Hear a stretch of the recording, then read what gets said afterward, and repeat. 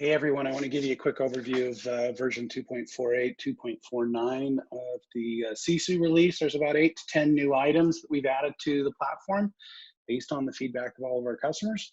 First item that's pretty exciting to release to our customers, especially the ones that want to elevate their brand, do a lot of recruiting, want to prominently integrate their branding and colors and logos in conjunction with the platform.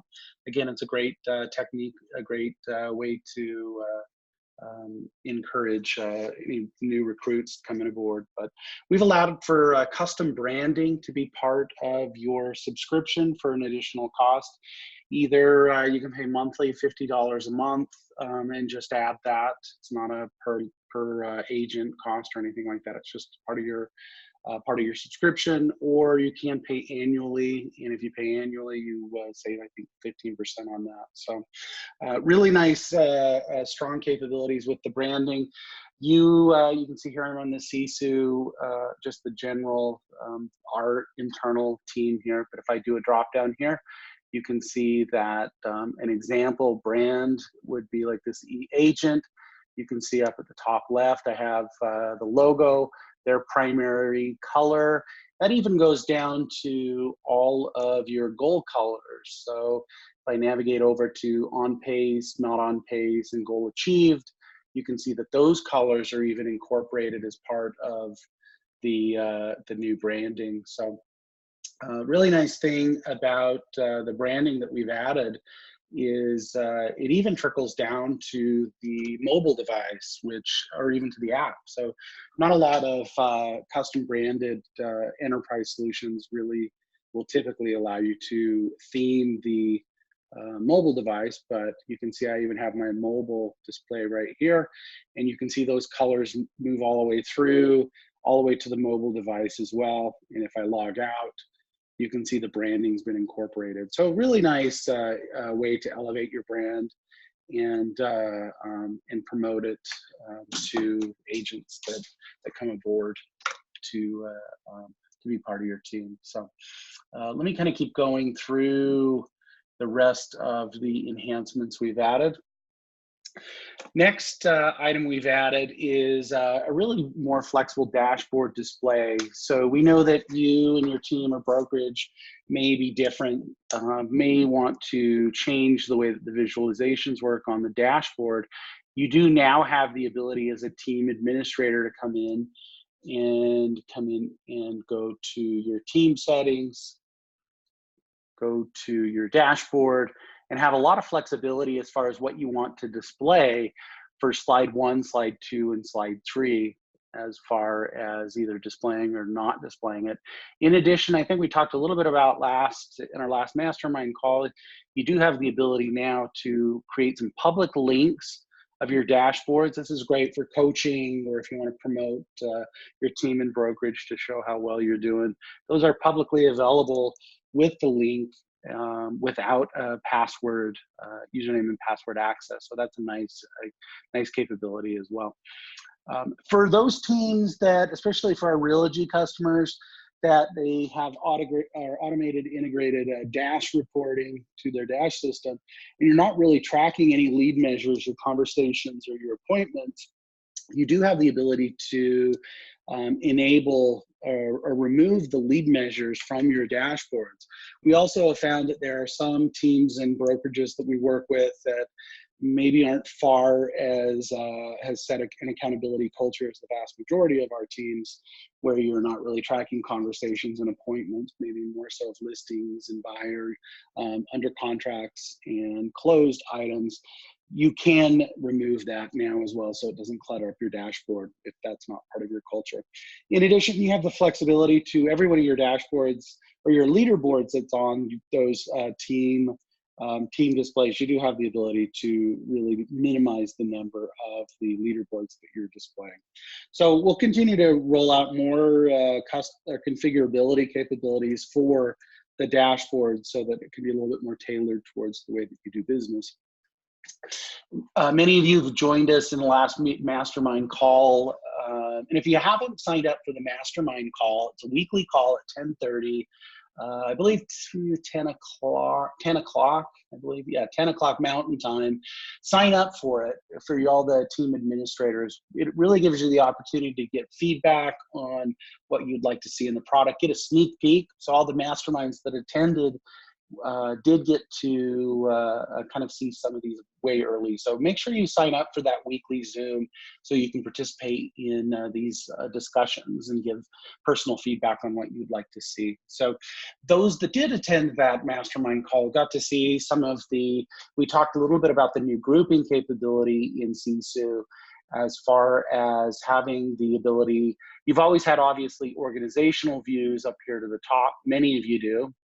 But now you also have the ability to create additional groupings within Sisu and add your agents and team members to those groups. So you'll see that carry through many of the elements of the dashboards that we'll talk about here in a second. But you do have you'll see these drop downs of scope, we would call them, here in a second when I walk you through it.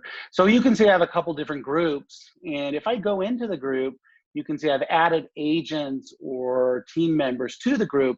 Now I also have a coach checkbox. So the coach checkbox is really nice so that you can provide it to an outside coach, give them access into the platform.